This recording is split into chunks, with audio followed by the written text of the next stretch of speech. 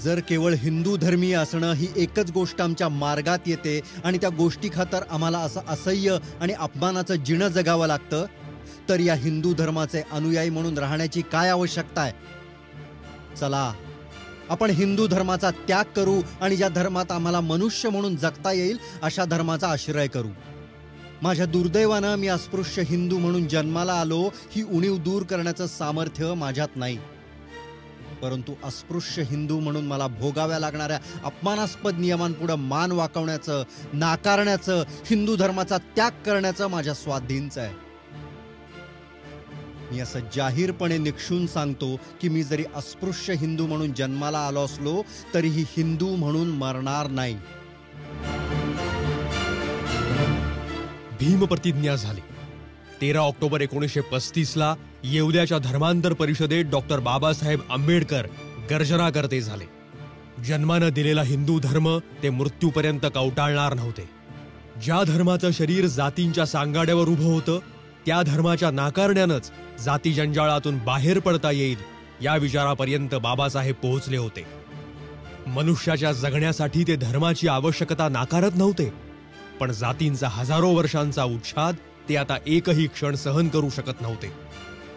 आंबेडकरांच्या या पावित्र्यानं भारताच्या शोषण मूकपणे पाहणाऱ्या धार्मिक संचिताला धक्का बसणार होता आणि विस्मृतीत गेलेल्या याच मातीतल्या एका धर्माला पुनरुत्थानाचा किरण दिसणार होता. बाबासाहेबांचं पहिलं पाऊल भगवान बुद्धाच्या मार्गावर पडलं होतं.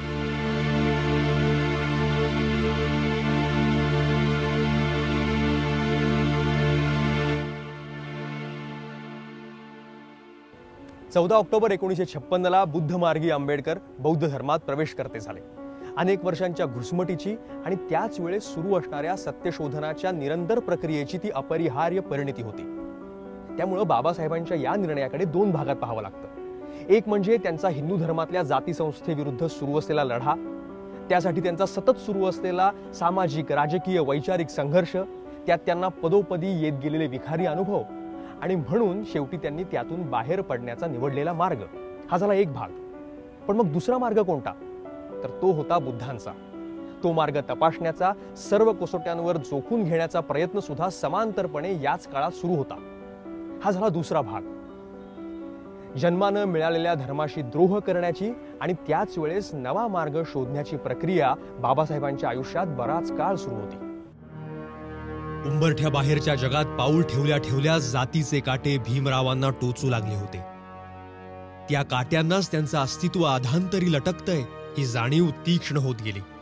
जात आड न येणारं शिक्षण घेण्यासाठी ते युरोप अमेरिकेत गेले, पण तिथंही अर्थ कायदेशास्त्रांसोबतच भारतीय जाती संस्थेची सैद्धांतिक मांडणी करत राहिले.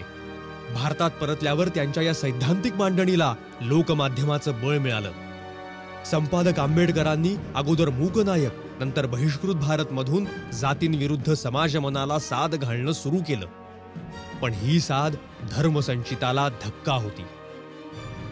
धर्मभावना समूहाच्या बुद्धीला झाकोळून टाकते. तिच्या विरोधात जाणाऱ्या व्यक्तीला ती खलनायक ठरवते. हा धोका पत्करून बाबासाहेब जाती व्यवस्थेवर हल्ला चढवत होते. पहिला निर्णायक घाव होता महाडच्या चौदार तळ्याचा सत्याग्रह. साल होतो 1927. अस्पृश्यांना सार्वजनिक पाणवठ्यावर जाण्याचा कायद्यानं हक्क मिळाला, तरी धर्मनियम कायद्याच्या आड आला. प्यायला पाणीही नाकारणारी जात डोक्यात जाऊन सवर्ण हिंदूंच्या डोळ्यात खून कसा सवार होतो हे बाबासाहेबांनी त्या दिवशी पाहिलं.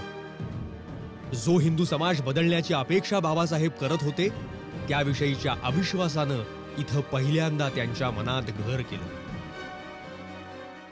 एक वेळ अशी येते की त्याला तो प्रश्न पडतो की ह्याच्यामुळे मला हे होतं, आणि तसा तो एक त्यांच्या आयुष्यात घडलेला प्रसंग आहे. महाडच्या 14 तळ्याची केस महाडच्या न्यायालयात होती आणि बाबासाहेब तिकडे जायला निघाले. पावसाचे दिवस होते आणि इतका धो पाऊस आला की त्यांना नदी पार करून जायचं. त्या नदीला इतका पूर होते, जाऊ शकत नव्हते आणि दुर्दैवाने त्यांना एक रात्र तशीच काढावी लागली आणि ती अन्न पाण्याशिवाय. आणि त्याला कारण काय होतं की सभोवताली जी वस्ती होती ती दलिताची नव्हती, उच्चवर्णीयांची होती किंवा स्पृश्य लोकांची होती आणि त्यांना माहिती होतं की डॉक्टर आंबेडकर अस्पृश्य आहे आणि अस्पृश्य माणसाला जेवायला देणं किंवा पाण्याचं विचारणं त्यांना कोणाला असं माणुसकी म्हणून त्यांनी कधी प्रश्नच विचारलाच नाही आणि त्याच्यामुळे तशा उपाशीपोटी त्यांनी परत येणं आणि त्यांनी एकदम स्वतःला कोंडून घेणं ह्या ज्या गोष्टी आहेत त्याचा तो परिणाम होता. हा जो प्रसंग आहे मला वाटतं त्यांच्या धर्मांतराच्या मनामध्ये जे घोळत होतं हा प्रसंग ते जास्त कारणीभूत आहे. सत्याग्रहानं हा समाज बदलेल, त्याचे डोळे उघडतील ही आशा बाबासाहेबांना होती. त्याच वेळेस अस्पृश्य वर्गाच्या स्वाभिमानालाही त्यांना चेतवायचं होतं. म्हणून नाशिकच्या काळाराम मंदिराचा सत्याग्रह सुरू झाला. पण इथंही सनातन्यांनी जातीला पोषणारी कर्मठता जाणवून दिली. 5 वर्ष सुरू राहिलेला हा सत्याग्रह म्हणजे दगडावर डोकं आपटण्यासारखं ठरला. बाबासाहेबांच्या संतापाचा कडेलोट झाला. स्वतःच्या हिंदू धर्मातल्या अस्तित्वाविषयीच त्यांच्या मनात दाट शंका निर्माण झाली. शेवटी या मंदिर सत्याग्रहाची सांगता करतानाच 1935 मध्ये बाबासाहेबांनी येवला परिषदेत धर्मांतराची घोषणा केली. त्या सत्याग्रहाला तोपर्यंत कोणीही रिस्पॉन्स दिला नाही, प्रतिसाद दिला नाही आणि तेव्हा बाबासाहेबांच्या लक्षात आलं की हिंदू माणसाचं मन, हिंदू माणूस म्हणजे जो धर्माचा पुजारी होता, धर्माचा मार्तंड होता, धर्म मार्तंड होता, त्याच्या हृदयामध्ये परिवर्तन होऊ शकत नाही याची खात्री झाल्यावर ते नाशिक जवळच्या येवले मुक्कामी गेले आणि तिथे त्यांनी जाहीर केलं की मी हिंदू म्हणून जन्मलो, हिंदू म्हणून जन्म घेणं माझ्या अधिकारातली बाब नव्हती, परंतु मी हिंदू म्हणून मरणार नाही. ही घोषणा होईपर्यंत अस्पृश्यांच्या राजकीय आणि सामाजिक अधिकारांवरून गांधी आंबेडकर वादानं पेट घेतला होता. गावगाड्यासाठी चातुर्वर्ण्याचं आणि पर्यायानं जाती संस्थेचं समर्थन करणारे गांधी तेव्हा काँग्रेसचे आणि समस्त हिंदूंचे सर्वात मोठे नेते होते. अस्पृश्यता निवारण त्यांनाही अत्यावश्यक वाटत होतं, पण त्यासाठी ते प्रचलित धर्मव्यवस्थेला हात घालणार नव्हते. डॉक्टर आंबेडकरांच्या धर्मांतराच्या घोषणेनं गांधीजींना विलक्षण धक्का बसला. धर्म म्हणजे इच्छेनुसार बदलता येणारं घर किंवा अंगरखा नव्हे. आपल्या शरीरापेक्षाही तो आपल्या स्वतःच्या अस्तित्वाचा अतूट भाग असतो. धर्म म्हणजे आपल्याला निर्मात्याशी जोडणारा धागा आहे. शरीर विनाशी आहे आणि ते तसं असलंच पाहिजे, पण धर्म मृत्यूनंतरही राहतो. डॉक्टर आंबेडकरांचा ईश्वरावरचा विश्वास उडाला असेल तर त्यांनी आपला संताप ओसरू द्यावा आणि त्यानंतर आपल्या भूमिकेचा फेरविचार करावा अशी मी त्यांना विनंती करेन. काही अश्रद्ध अनुयायांच्या दुर्गुणांवरून त्याने आपल्या पूर्वजांच्या धर्माची पारख करण्याऐवजी त्या धर्माच्या अंगभूत गुणांवरून करावी अशी मी विनंती करेन. बाबासाहेबांच्या धर्मांतराच्या घोषणेचे हे प्रतिध्वनी त्या काळात सर्वत्र उमटत राहिले. त्यांची स्वतःची भूमिकाही अधिकाधिक स्पष्ट होत गेली. 2 जून 1936ला बाबासाहेबांनी एक ऐतिहासिक भाषण केलं. मुंबईच्या परळ भागात मुंबई इलाखा महार परिषद भरली होती. या परिषदेतल्या बाबासाहेबांच्या भाषणाला अनन्यसाधारण महत्व आहे. अस्पृश्यांच्या मुक्तीसंग्रामाचा जाहीरनामा असं त्याला म्हटलं गेलं आणि अक्षर वाङ्मयात मुक्ती कोण पथे या नावानं ते कायमचं नोंदलं गेलं. धर्मांतर का याचं ठाम उत्तर आंबेडकर देतात. मी माझा निश्चय करून टाकलेला आहे. मी धर्मांतर करणार हे निश्चित आहे. माझं धर्मांतर हे कोणत्याही प्रकारच्या ऐहिक लाभासाठी नाही. अशी कोणतीही गोष्ट नाही की अस्पृश्य राहून ती मला प्राप्त करता येणार नाही. माझ्या धर्मांतराच्या मुळाशी आध्यात्मिक भावनेशिवाय दुसरी कसली भावना नाही. हिंदू धर्म माझ्या बुद्धीला पटू शकत नाही. हिंदू धर्म माझ्या स्वाभिमानाला रुचू शकत नाही. तुम्हाला मात्र आध्यात्मिक तसंच ऐहिक लाभाकरता देखील धर्मांतर करणं आवश्यक आहे. काही लोक ऐहिक लाभाकरता धर्मांतर करण्याच्या कल्पनेला हसतात, तिचा उपहास करतात. अशा लोकांना मूर्ख म्हणण्यास कोणत्याही प्रकारचा संकोच मला वाटत नाही. मेल्यावर आत्म्याचं काय होईल आणि काय न होईल हे सांगणारा धर्म श्रीमंतांच्या उपयोगाचा असेल. फावल्या वेळी अशा धर्माचा विचार करून मनोरंजन त्यांना करता येईल. जिवंतपणी ज्यांनी सौख्य भोगलं त्यांना आपण मेल्यानंतर सुख कसं मिळेल याचा विचार प्रामुख्यानं ज्यात केला असेल तोच धर्म असं वाटणं अगदी साहजिक आहे. पण ज्यांची अमुक एका धर्मात राहिल्यामुळं राख रांगोळी झाली आहे, जे अन्नाला वस्त्राला मोताज झाले आहेत, ज्यांची माणुसकी नाहीशी झाली आहे, त्या लोकांनी धर्माचा ऐहिकदृष्ट्या विचार करू नये तर काय डोळे मिटून आकाशाकडे पाहत राहावं? या गर्भश्रीमंत रिकाम टेकड्यांच्या वेदांतांचा गोरगरिबाला काय उपयोग? मी तुम्हाला असं स्पष्ट सांगू इच्छितो की माणूस धर्माकरता नाही, धर्म माणसाकरता आहे. माणुसकी प्राप्त करून घ्यायची असेल तर धर्मांतर करा. स्वातंत्र्य प्राप्त करून घ्यायचं असेल तर धर्मांतर करा. संसार सुखाचा करावयाचा असेल तर धर्मांतर करा. जो धर्म तुमच्या माणुसकीला काहीही किंमत देत नाही त्या धर्मात तुम्ही का राहता?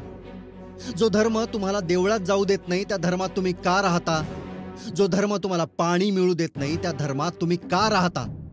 जो धर्म तुम्हाला शिक्षण घेऊ देत नाही त्या धर्मात तुम्ही का राहता? जो धर्म तुमच्या नोकरीच्या आड येतो त्या धर्मात तुम्ही का राहता? जो धर्म पदोपदी तुमची मानहानी करतो त्या धर्मात तुम्ही का राहता? बाबासाहेबांनी धर्मांतराची घोषणा करताच पोळ्याभोवती मधमाशा जमा व्हाव्यात तसे इतर धर्मांचे नेते त्यांच्या भोवती जमा होऊ लागले. त्या काळात 7 कोटींच्या आसपास असलेला अस्पृश्य वर्ग भारतात होता. एवढा मोठा समूह आपल्यात येणार असेल तर या भागात अल्पसंख्याक असणाऱ्या इतर कोणत्याही धर्म आणि पंथासाठी ती नवसंजीवनी ठरणार होती. बाबासाहेबांना आमंत्रण येऊ लागली.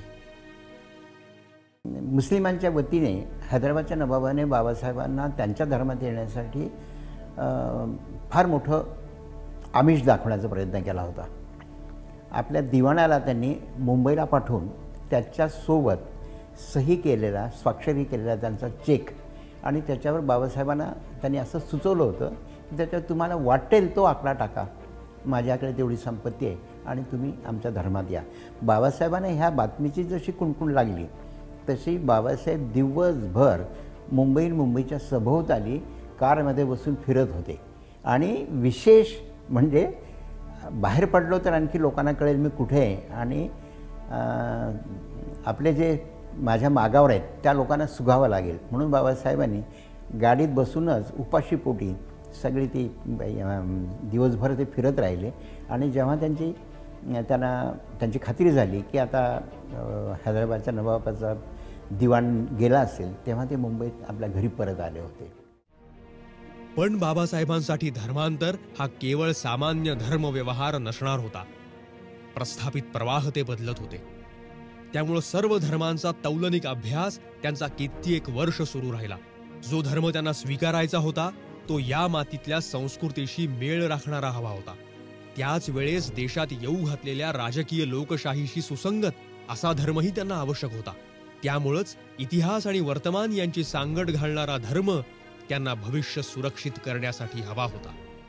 पण बाबासाहेबांचा हा पहिल्यापासूनचा अप्रोच, ज्या क्षणी त्यांना असं लक्षात आलं की हिंदू धर्मापासून आपल्याला जाच होतोय, आपल्याला म्हणजे अस्पृश्यांना, आणि शिवाय बौद्ध धर्म हा एक धर्म असा आहे की जो समतेचा पुरस्कर्ता आहे, त्या क्षणापासून बाबासाहेब धर्मांची तुलना करीत राहिले. आणि त्यांनी स्वतः म्हटले की मी सगळ्या धर्मांचा तौलनिक अभ्यास केलेला आहे, म्हणजे हिंदू आणि बौद्ध नव्हे तर सगळं, ख्रिश्चनिटी असेल, इस्लाम असेल, शीख असेल. पण ज्या वेळेला त्यांच्या असं लक्षात आलं की हिंदू धर्मामध्ये राहून आपले प्रश्न सुटत नाहीत आणि म्हणून आपल्याला धर्मांतर करण्याची गरज आहे, तेव्हा तो अभ्यास त्यांनी अधिक जाणीवपूर्वक वाढवला. अगोदरपासून तर ते करत होते, परंतु ही जाणीव झाल्यानंतर त्यांनी तो अधिक जाणीवपूर्वक वाढवला. बाबासाहेबांनी हा विचार केला, जर मी ख्रिश्चन झालो तर ख्रिश्चनांची संख्या वाढेल आणि या देशामध्ये इंग्रजांचं सरकार जे आहे ते अधिक शक्तिशाली होईल, अधिक प्रबल होईल. मग राहिला इस्लाम, तर बाबासाहेबांनी विचार केला की जर मी मुसलमान झालो आणि माझी एवढी मोठी संख्या जर इस्लाम कबूल करून गेली तर भारतामध्ये मुस्लिमांची संख्या वाढेल आणि त्यांची जर संख्या वाढली तर या देशामध्ये विभाजनाचं संकट निर्माण होऊ शकेल. आणि म्हणून बाबासाहेबांनी तिथे देखील राष्ट्रीय दृष्टिकोनातून भारताबद्दल पराकोटीचं प्रेम असल्यामुळे, संस्कृतीबद्दल प्रेम असल्यामुळे बाबासाहेब आंबेडकरांनी इस्लामचा स्वीकार केला नाही. दुर्दैवानं हिंदू धर्मातल्या संवेदनहीनतेचा अनुभव अगोदर सुधारणांच्या वेळेस जसा बाबासाहेबांना आला होता तसाच तो यावेळेस धर्मांतराच्या निर्णयावेळेस सुद्धा आला. कोणीतरी गोमीच्या 100 पायांपैकी एक तुटला म्हणून ती चालायची थांबत नाही अशी पूर्णपणे अनाकलनीय आणि चीड आणणारी, राग आणणारी टिप्पणीही केली होती. पण तरी सुद्धा हा बाबासाहेबांचा मोठेपणा म्हणायचा की त्यांनी धर्मांतराच्या घोषणेपासून ते प्रत्यक्ष धर्मांतरापर्यंत यामधल्या 20 वर्षांच्या काळामध्ये सुद्धा पोटतिडकीनं हिंदू समाजामध्ये सुधारणा घडवून आणण्याचं काम प्रयत्न चालूच ठेवले. अनायलेशन ऑफ कास्ट मधून जाती निर्मूलनाचा कार्यक्रम देण्यापासून ते अगदी शेवटी हिंदू कोड बिल लिहीपर्यंत बाबासाहेबांच्या स्वतःच्या मनाची ठेवण ही धार्मिक होती. धर्म आवश्यक आहे मानवासाठी असं त्यांना वाटायचं. धर्म हा समाज एकत्र ठेवण्यासाठी आणि नैतिक व्यवस्था टिकवण्यासाठी आवश्यक आहे असंही ते मानायचे. आणि म्हणूनच हाच शोध आणि हेच मत त्यांना भगवान बुद्धापाशी घेऊन गेलं. बुद्धाचा मार्ग भीमरावांना बालवयातच दिसला होता. वाढत्या वयाबरोबर तो अधिकाधिक प्रखर होत गेला. त्यांचे वडील रामजी बाबा कबीरपंथी होते. त्यांनी भीमरावांना रामायण महाभारत वाचायला दिलं. शिक्षणासोबतच जातीचे चटके बसू लागलेल्या भीमरावांना या ग्रंथांमधले अनेक विरोधाभास दिसू लागले, पण त्याची उत्तरं त्यांना मिळेनात.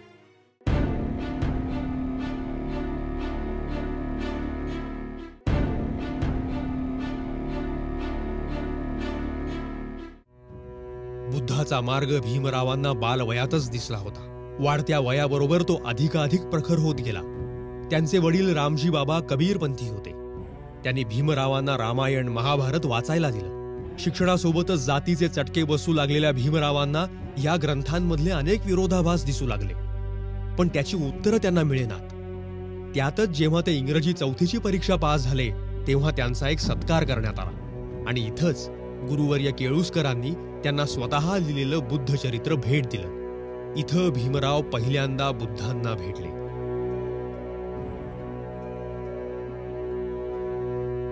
पुढे बुद्ध अँड हिज धम्म या त्यांच्या प्रसिद्ध ग्रंथाच्या प्रस्तावनेत बाबासाहेबांनी या पहिल्या बुद्धचरित्राच्या प्रभावाबद्दल लिहिलं. दादा केळुस्करांचं ते पुस्तक मी मोठ्या उत्सुकतेनं आणि मनापासून वाचून काढलं आणि मी ते पुस्तक वाचून अक्षरशः थरारून गेलो. तेव्हापासून मी वडिलांना याबाबत विचारण्याचं ठरवलं की तुम्ही आम्हाला बुद्धासंबंधीच्या वाङ्मयाशी ओळख का करून नाही दिली. यानंतर मी न भीता माझ्या वडिलांना विचारून हा प्रश्न धसास लावण्याचा निर्धार केला आणि एक दिवशी मी त्यांना विचारलंच की तुम्ही आम्हाला रामायण आणि महाभारत वाचण्याचा वारंवार आग्रह का करत होतात, ज्यात ब्राह्मण आणि क्षत्रियांचं मोठेपण दाखवून शूद्र आणि अस्पृश्यांना कमी लेखण्यात आलं. माझ्या वडिलांना माझे प्रश्न काही रुचले नाहीत. ते केवळ म्हणाले, तू असे मूर्खासारखे प्रश्न विचारू नयेस. तू केवळ 12 वर्षांचा आहेस. तू केवळ सांगितलं तसं वागायला हवं. त्यांना माहीत झालं की हे माझं बंड आहे. अशा प्रकारे मी बुद्धाकडे वळलो. त्या लहान वयातही त्याच्याकडे बिंडोकपणे आकर्षित झालो नाही. त्यामागे अशी पार्श्वभूमी होती. बुद्धाचा वाङ्मय वाचून मी त्याची इतर धार्मिक वाङ्मयाशी तुलना करीत होतो. विद्यार्थी दशेतच बाबासाहेबांची अशी बौद्ध धर्माशी ओळख झाली. त्यांचा विद्याव्यासंग चौफेर होता, त्यामुळे नंतरच्या काळात सुद्धा त्याविषयीचं वाचन चिंतन बौद्ध धर्माविषयीचं त्यांचं सुरूच राहिलं. अर्थात 1935 मध्ये ज्यावेळेस धर्मांतराची घोषणा झाली पहिल्यांदा, त्यावेळेस सुरुवातीचा काही काळ बाबासाहेबांचा कल हा शीख धर्माकडे होता. एकतर तो या मातीतला धर्म होता, दुसरं म्हणजे या धर्माच्या नेत्यांशी त्यांची विस्तृत चर्चाही झाली होती. त्याचाच एक भाग म्हणून 1937 मध्ये मुंबईमध्ये खालसा कॉलेजही सुरू झालं. पण नंतर बाबासाहेबांचे विचार त्यांना शीख धर्मापासून दूर घेऊन गेले आणि पुन्हा एकदा ते बौद्ध धर्माच्या वाटेवर चालायला लागले. सखोल अभ्यास सुरू झाला या धर्माचा. केवळ इतर अभ्यासकांनी लिहिलेले ग्रंथ त्याच्यावर अवलंबून न राहता मूळ पाली भाषेतलं वाङ्मय, हस्तलिखित हे गोळा करणं बाबासाहेबांनी सुरू केलं. त्यासाठी ते स्वतः पाली भाषा शिकले. भारतात एकेकाळी लक्षणीयरित्या फैलावलेल्या आणि त्यानंतर जणू निष्कासित झालेल्या बौद्ध धर्माचा चहुअंगांनी विचार करायला त्यांनी सुरुवात केली. आंबेडकरांनी बौद्ध धर्माच्या ऱ्हासाचं अध्ययन केलं. मुख्य म्हणजे ज्या जाती संस्थेतून जन्माला आलेल्या ब्राह्मणवादाविरुद्ध बाबासाहेब स्वतः लढत होते, त्याच्याच वर्चस्वाला कधी काळी बौद्ध धर्मानं तडाखा दिला होता. बुद्धानं जातीप्रथेचा निष्ठुरपणा त्याच्या काळात मोडून काढला होता. आत्म्याच्या अविनाशीपणाचा शोध घेण्यापेक्षा स्त्री पुरुषांना यातना देणाऱ्या दुःखावर विजय मिळवण्याकडे त्याचं लक्ष होतं. बौद्ध धर्माची ही बुद्धिनिष्ठ आणि व्यावहारिक बाजू आंबेडकरांना पटली. बौद्ध धर्माचा जन्म आणि विस्तार हा त्यांना केवळ कर्मकांडांच्या जुलमाविरुद्धचे नव्हे, तर वर्णव्यवस्थेनं तत्कालीन समाजाच्या केलेल्या विभागणी विरुद्धचं बंड आहे असं आंबेडकरांना वाटलं. ही मांडणीच बाबासाहेबांच्या आयुष्यभराच्या लढाईशी विलक्षण साम्य असणारी होती. म्हणूनच बाबासाहेबांनी भगवान बुद्धाला आपलं गुरु मानलं. बाबासाहेब डॉक्टर आंबेडकर म्हणतात, या बौद्ध धर्मामध्ये जी समता आहे, जी स्वातंत्र्याची भावना आहे, समता, स्वातंत्र्य आणि बंधुत्वाची जी भावना आहे, जातीभेदाच्या विनाशाची भावना आहे, सर्व धर्म समभावाची भावना आहे, स्त्री पुरुष समानतेची भावना आहे, हे सगळे जे विचार आहेत हे आधुनिक लोकशाहीला सगळे पोषक आहेत. आणि आजची जी लोकशाही आहे ही लोकशाही भगवान बुद्धाच्या संघामध्ये आहे, भगवान बुद्धाच्या धर्मामध्ये आहे. बाबासाहेब डॉक्टर आंबेडकर म्हणतात, त्या काळातला भगवान बुद्धाचा जो संघ आहे ती त्या काळातली लहान पार्लमेंट आहे. तिथे जो माणूस 20 वर्षाचा होतो त्या माणसाला बौद्ध भिक्षू होऊन तिथे प्रवेश करता येत होता. आणि त्या भिक्षू संघामध्ये जेव्हा त्यांची चर्चा व्हायची तेव्हा एका माणसाला आपलं मत मांडावं लागत असे. त्यानं मत मांडल्यानंतर त्या मतावर कोणाचा विरोध आहे का असं विचारलं जात असे. आणि त्या माणसानं विचार केल्यावर जेव्हा सारखी मतं पडणार किंवा मतभेद झालेले आहेत तेव्हा मग मतदानाचा अधिकार तिथे होता. त्याला शलाका म्हणत असत. बाबासाहेबांनी बुद्धाला गुरु मानलं. अनेक वर्ष त्याच्या विचारांवर, त्यातून जन्मलेल्या धर्मावर चिंतन केलं. पण त्याची शिकवण बाबासाहेबांनी आंधळेपणानं उचलली नाही. जेव्हा बौद्ध धर्म स्वीकारायचा हे त्यांच्या मनात पक्क झालं तेव्हा तो का, कसा आणि कोणत्या स्वरूपात स्वीकारावा याची नव्यानं मांडणी त्यांना करावी लागणार होती. त्यासाठी 16 वर्षांच्या चिंतनानंतर 1951 मध्ये बाबासाहेबांनी त्यांचा ग्रंथराज लिहायला घेतला, बुद्धा अँड हिज धम्म. या ग्रंथराजात बाबासाहेबांनी भगवान बुद्धांच्या जीवनचरित्रावर आणि तत्वज्ञानावर नव्यानं प्रकाश टाकला. सिद्धार्थाच्या गृहत्यागाचं कारण, आर्य सत्याचा अर्थ, पुनर्जन्म, भिक्खूची निर्मिती, धम्म म्हणजे काय, अधम्म म्हणजे काय, सद्धम्म म्हणजे काय, बुद्धानं काय स्वीकारलं, यासोबतच धम्माचा समाज, विज्ञान, स्त्री, मानवतावाद यांच्यावरच्या प्रभावाची विस्तारानं नवमांडणी केली. बाबासाहेबांनी त्यांच्यासोबत धर्मांतर करणाऱ्या नवदीक्षित बौद्धांना सोप्या भाषेत हितोपदेश करण्यासाठीच हा ग्रंथ लिहिला. त्यासोबतच संपूर्ण जगाला धम्माची नव्यानं ओळख व्हावी म्हणून त्याची कालसुसंगत मांडणीही त्यांनी केली. आणि त्यांनी त्या धम्मामध्ये जो बुद्ध आणि धम्म, जो अत्यंत त्यांचा शेवटचा जो बौद्ध धम्मावर जे इंटरप्रिटेशन करणारं, एक त्याच्यावर ते विश्लेषण करणारं आणि त्यांच्यावर मत मांडणारं त्यांनी सांगितले. त्यांनी 2 धर्माचे 2 प्रकार मांडले, एक कर्मकांडाचा धर्म आणि एक नीतीचा किंवा तत्वाचा धर्म. बाबासाहेब आंबेडकर नीतीचा किंवा तत्वाचा धर्म मानायचे आणि शेवटी त्यांचं असं म्हणणं होतं, धम्म म्हणजे नीती आणि नीती म्हणजे धम्म. बुद्ध धम्मात देखील त्या काळामध्ये काही कुप्रथा घुसलेल्या होत्या, अंधश्रद्धा, त्यांचं जंतर मंतर, हिनायन महायान असे जे पंथ झाले होते. त्या पार्श्वभूमीवर बाबासाहेब आंबेडकरांनी मगाशी सांगितल्याप्रमाणे आधुनिक मूल्याशी सुसंगत, आधुनिक लोकशाही मूल्याशी आणि जीवन पद्धती सुसंगत अशी बौद्ध धर्माची मांडणी या बुद्ध आणि धम्मात केलेली आहे. या ग्रंथाचं लेखन सुरू असतानाच बाबासाहेबांनी बौद्ध धर्माचा प्रचारही सुरू केला. डिसेंबर 1954 मध्ये ते ब्रह्मदेशातल्या रंगून इथं जागतिक बौद्ध परिषदेलाही हजर राहिले. जगभरातल्या बौद्ध धर्माच्या विद्वानांशी त्यांनी चर्चा सुरू केली. याच काळात त्यांनी स्थापन केलेल्या महाविद्यालयांना बुद्ध चरित्रातूनच सिद्धार्थ आणि मिलिंद अशी नावं त्यांनी दिली. बुद्धिस्ट सोसायटी ऑफ इंडियाची स्थापनाही त्यांनी केली. बाबासाहेबांची प्रकृतीही या काळात ढासळत चालली होती. त्यामुळे धर्मांतराचा प्रत्यक्ष दिवस लवकरात लवकर ठरवण्याचा निर्णय त्यांनी घेतला. अखेरीस 23 सप्टेंबरला बाबासाहेबांनी एक पत्रक काढलं आणि जाहीर केलं की 14 ऑक्टोबर 1956ला अशोक विजयादशमीच्या दिवशी मी बौद्ध धर्माची दीक्षा घेणार. आणि ठिकाण ठरलं नागपूर.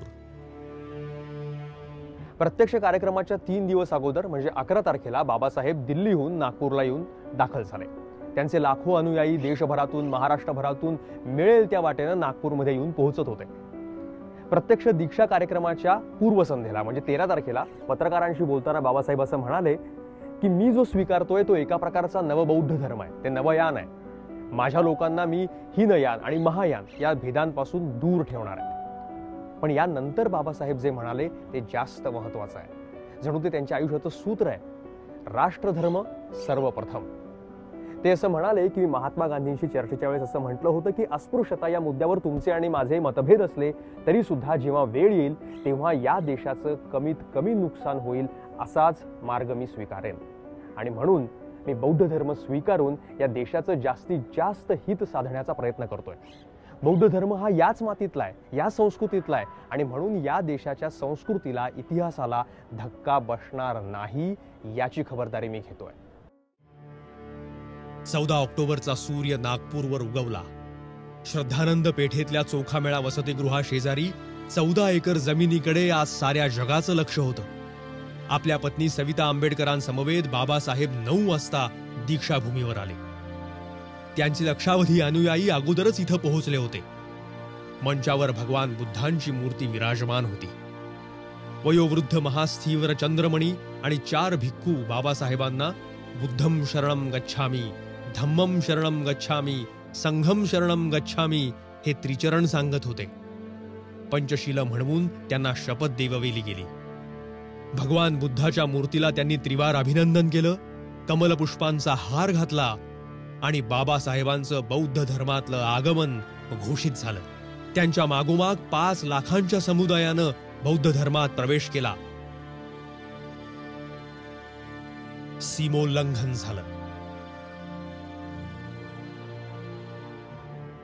आम्ही आमच्या वाटेनं जाऊ, तुम्ही तुमच्या वाटेनं जावं. आम्हाला नवी वाट मिळाली आहे. हा आशेचा दिवस आहे. हा अभ्युदयाचा, उत्कर्षाचा मार्ग आहे. हा मार्ग काही नवीन नाही. हा मार्ग कोठून आणलेला नाही. हा मार्ग इथलाच, भारतातलाच आहे. या देशामध्ये 2000 वर्ष बौद्ध धर्म होता. खरं म्हणजे यापूर्वीच आम्ही बौद्ध धर्मात का गेलो नाही याचीच आम्हाला खंत वाटते. भगवान बुद्धानं सांगितलेली तत्व अजरामर आहेत, पण बुद्धानं मात्र तसा दावा केलेला नाही. कालानुरूप त्यात बदल करण्याची सोय आहे. एवढी उदारता कोणत्याही धर्मात नाही. बाबासाहेबांची शपथ पूर्णत्वास गेली. उरलेलं आयुष्य बौद्ध धर्माच्या पुनरुज्जीवनासाठी त्यांना व्यतीत करायचं होतं. त्यांच्या त्या प्रकृती अवस्थेतही बाबासाहेब प्रवास करत राहिले. काठमांडूला जाऊन बुद्ध आणि मार्क्स हे जगप्रसिद्ध भाषण त्यांनी केलं. धर्मप्रसारासाठी आणि राजकीय कार्यासाठीही नवनवे संकल्प त्यांचे सुरू होते. पण ते तडीस जाणं नियतीला मान्य नव्हतं. 6 डिसेंबर 1956च्या पहाटे भगवान बुद्धाला कवटाळल्यानंतर अवघ्या 2च महिन्यात काळानं बाबासाहेबांना गाठलं. डॉक्टर भीमराव रामजी आंबेडकरांचं महापरिनिर्वाण झालं. काळ त्याच्या शेवटापर्यंत गात राहणार होता त्या महाकाव्याचा शेवट झाला. बाबासाहेबांना त्यांच्या मुंबईत आणलं गेलं. त्यांच्या प्रिय राजगृहात अंतिम दर्शनासाठी ठेवलं गेलं.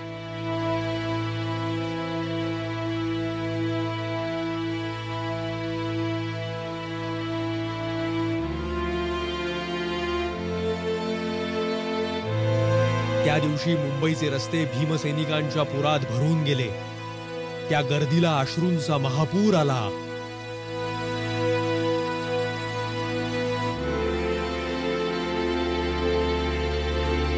सूर्यास्त झाला.